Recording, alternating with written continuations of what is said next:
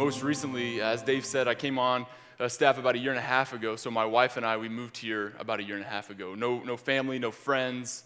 We didn't know anyone. And so that was kind of a lonely time for us. And to be honest, even in a year and a half of being here, we still experience that loneliness from time to time. And some of you might know what I'm talking about. Maybe that was when you moved to a new area and didn't know anybody.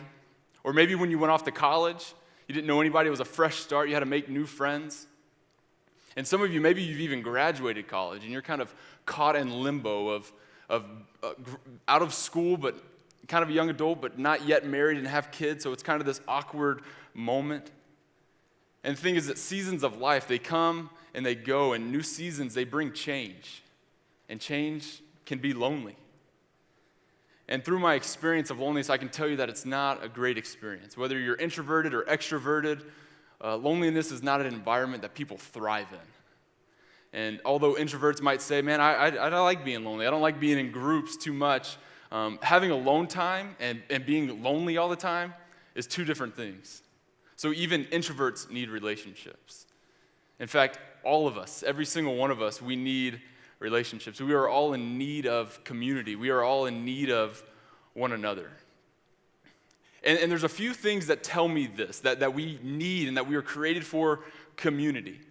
And the first thing is that our experience tells us that, right? If you've ever experienced loneliness, you know that it's not the best thing. It's not something that you're like, man, I just want to be lonely, or I really thrive in a loneliness environment. Loneliness can be sad. It can be depressing. And it can make you do things that you regret. It can stir up negative thoughts. It is not life-giving. And so that tells me that through our experience that loneliness is not a good thing, that I actually need other people in my life. The second thing that tells me this is true is the Bible. And all of the written accounts that we have of the Bible, they reiterate the same truth, is that we need one another, that we are created for one another, to love one another, to pray for one another, to encourage, to forgive, to bear with, to accept one another. I mean, the list goes on and on. The fact is that we are created and designed to do life with one another. And the third thing that tells me that we are created, that we need community, is actually science. There's some doctors, they say that loneliness and social isolation may represent a greater public health hazard than obesity. And their impact has been growing and will continue to grow. So the lack of community can affect our health. A doctor at the Harvard University, he did a study on community. And some of his results, he said that people who are physically unhealthy, but they have meaningful relationships, will typically live longer than fit people do that have less relationships, less friends. He says if you belong to no groups at all, but then you decide to join one, that you actually cut your risk of dying over the next year in half. So basically what they're saying is that it's okay to cancel your gym membership. It's okay to eat Krispy Kreme. Just join community. That's it. That's all you need to know. And I'm kidding, but kind of, but not really.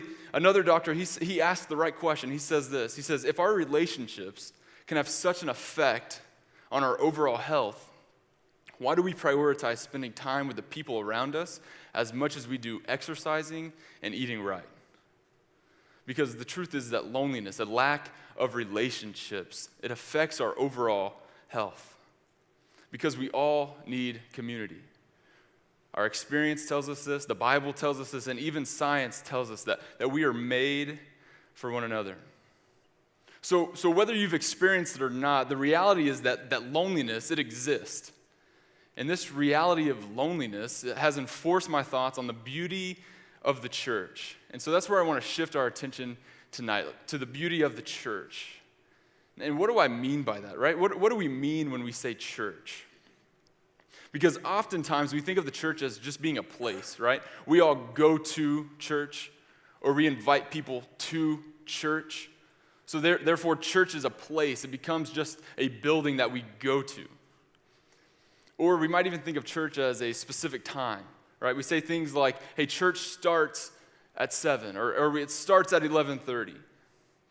And some of us, we might even change our actions, right, when we go to church, whenever we're in that time slot of church. And that was me. In high school, I would go to church on Sunday, and then Monday through Saturday, I was a completely different person. I mean, I didn't even wait for, it was right after Sunday lunch. I kind of just went back to being my normal self. And for those of you who don't know, they call that being a hypocrite. And that was me. But honestly, my view of the church, it was wrong. I simply saw it as a time slot on Sunday. I saw it as a box to be checked just to make sure that I was right with God. And since then, I've come to realize that the church is really so much more than this. The church is more than a building. It's more than a place. It's more than a service time one day of the week. It's more than something we just attend. But the church is actually a community. And the one thing that I love about our generation, that we as millennials, we love community. Yet Forbes, again, they report that loneliness appears most prevalent among millennials. And I find that so interesting. And so tonight, that's what I want to talk about. I want to talk about the church as a community. What does that mean? What does that even look like? And so to understand the church as community, I want us to look at 3 common characteristics that are true for all community everywhere. And the first is that all communities, all of them, they gather around a common interest. So think of the various communities around us. There's CrossFit, right, which is a community gathered around CrossFit. Or sports teams, they gather around a common sport. Or even the coffee snob community that gathers and unites around coffee, so you know who you are out there. I saw Sam earlier tonight. He's out there somewhere. But the list goes on and on. And so similarly, the church is a community that gathers around a common interest. The church gathers around Jesus. Jesus is the center of why we do what we do. So just like those who follow CrossFit are CrossFitters, those who follow Jesus are Jesus followers. That's why you'll hear us say that a lot around real life. So the church, it's more than a building, it's more than a place, it's more than a service time, but it's the people of God. It's followers of Jesus around the world. Now, the second characteristic of community is important, and this is that a community is a place to belong. All communities everywhere, a community is a place to belong. Some may think from the first point of, well, if the church is the community of Jesus followers, then if I'm not a Jesus follower, then I don't belong here. And this is not true, and let me tell you why. Because I said the church is a community, the church is not a clique. A clique says this is our group, and our group only, no one else is allowed. Does this picture ring a bell for anybody? Regina George and the Plastics? Because a clique says you can't sit with us. A clique says on Wednesdays we wear pink. Oftentimes, our community can become this. It can become a clique because we surround ourselves with only like-minded people that look like us and talk like us, and we become not welcoming of others or outsiders. On the other hand, a community says that you are welcome here. A community says, come hang out with us, come join us, come have Friendsgiving before the bridge tonight. That's what a community says. And this is why Real Life Church exists. We want to help people find and follow Jesus. We want to be a place that is irresistible to the unchurched, those who are disconnected. And this means that we want to connect to those who are unconnected. We want people to know that this here is a place to belong. The bridge on Wednesday nights is a place to belong, a place with open arms. We want people to know that you don't have to have it all figured out yet to come. You don't have to look a certain way, just come. Bring your doubt, bring your questions, bring your hurts, bring all of your baggage. It's okay. Because if we're honest with ourselves, we all have them. Just come and know that you are welcomed here. And finally, the last distinct characteristic of community is that a community has a shared purpose. All community everywhere has a shared purpose. Earlier we mentioned that a community gathers around a common interest. And an interest is a thought. It's an idea, right? CrossFitters gather for the common interest of CrossFit. But guess what? They do more than that. They do more than just simply gather around and talk about CrossFit. Instead, they do CrossFit. It's an action. Because a purpose, a shared purpose, requires you to do something. A purpose, it invokes action. And the same is true for the church community. See, we don't simply just gather here to talk about Jesus, but to carry out the message of Jesus, to live like Jesus, to act upon what we know to be true about Jesus.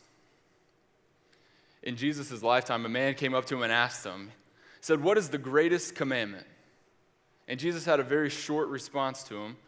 And he said, "The greatest commandment is to love God and to love people." This wasn't a suggestion, but it was a commandment. And John, who was a follower of Jesus, also wrote down that Jesus said that love one another as I have loved you, and that by our love, people will know that we are his followers. So this community that we're talking about, the church, followers of Jesus, they have a shared purpose.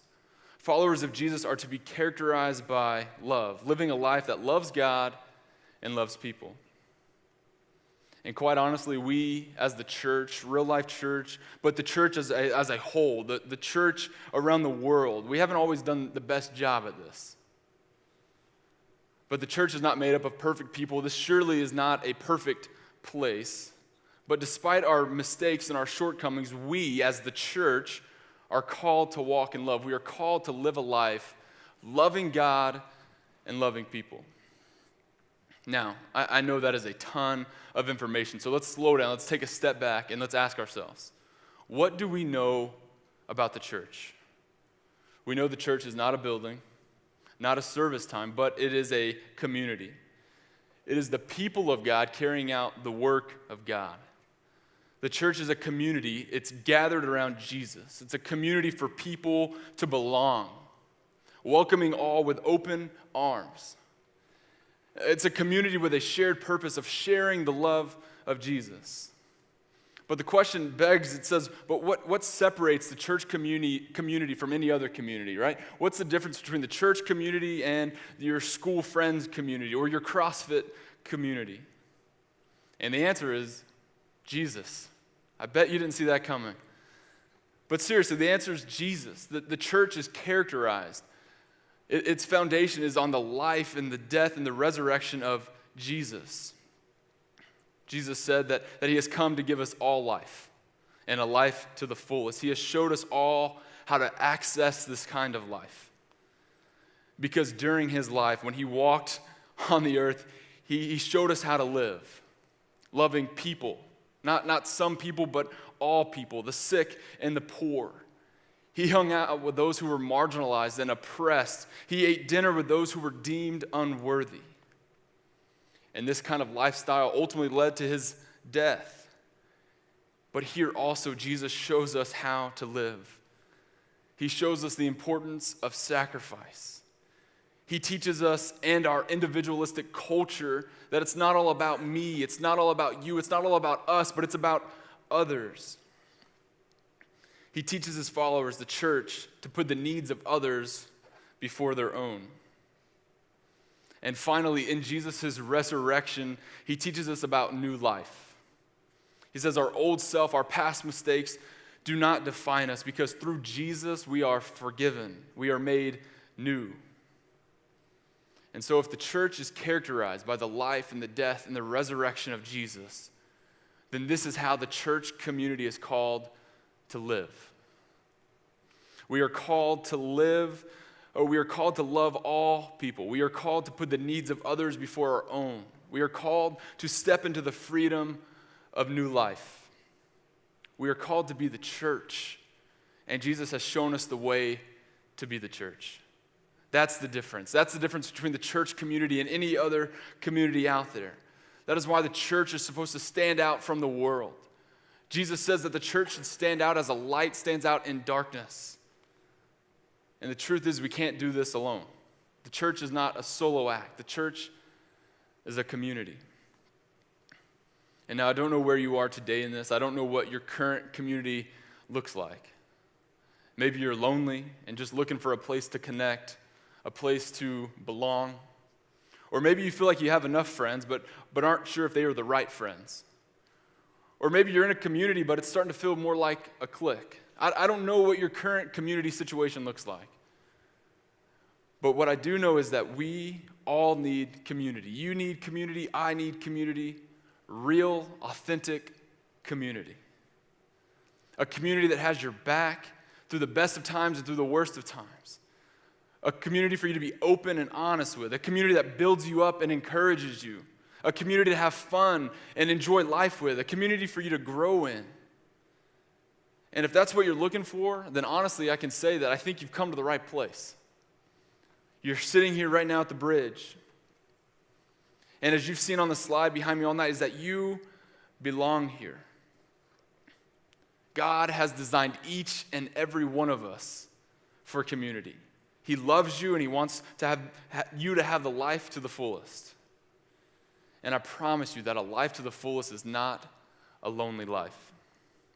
So jump into community, because there's community all around you. Here at the bridge, they have summer trips, they have mission trips as we saw, internships, Turkey Bowl tomorrow. I don't know what you're all doing, but Turkey Bowl tomorrow. They have so much going on. You can also volunteer at the bridge. You can volunteer on Sunday mornings. And that helps people get connected. It creates a sense of community. There's also small groups community. I know Dave mentioned it earlier, a 10-week small group experience called Rooted. It's awesome. Jump in. After that, we have Life Group, and that continues the journey of doing life with other people. The thing is, there's plenty of community to go around. So know that you belong here. Jump in. Because we're all created for community. We were all made to do life with one another. Our experience tells us this, the Bible tells us this, and even science tells us this. Introvert or extrovert, it doesn't matter. None of us should have to suffer through loneliness. And when we understand what the church is and what the church is called to do, then we, as the church, can help make a difference. So as we close the night, what is the church? The church is more than a building or a place. It's more than a service time, but it's the people of God, followers of Jesus everywhere. The church is a community gathered around Jesus. It's a community for people to belong, a community with a shared purpose of loving everyone like Jesus did. And if we're not already in community, if you're not already in community, then we need to jump in. We belong here. You belong here. We belong together. And life truly is better together. Let me pray for you all. God, thank you so much just for this space and to gather here, to worship, to hang out, to have fun, to eat good food. God, we thank you for the gift of community. We thank you for wiring each and every one of us for one another. We can't do life alone. God, help us to embrace that. Help us to fight loneliness. Help us to love other people the way that you have. Help us be a community with open arms, loving everyone. Help us create a place for people to belong, each and every one of them. God, we thank you. We love you. And it's in Jesus' name I pray. Amen. We're going to move into a time of communion. And communion really embodies this message tonight as we talk about community, as we talk about the family of God, because community, or the communion, is a time that the church, the followers of Jesus, partake in a time of remembering Jesus, his life, his death, his resurrection, but also celebrating it. Because through it we have new life. We are forgiven. We are made new. And so here in a moment, I'm going to pray for us, and we're going to come up to the tables and take communion. But as you're sitting there thinking, think to yourself, what does community look like for me? Am I in it? What does it look like for me to be a part of the church? I have questions I don't know, or maybe you've been here forever. Process what that looks like as we remember and celebrate the life, the death, and the resurrection of Jesus, who brings new life for each and every one of us. Let me pray.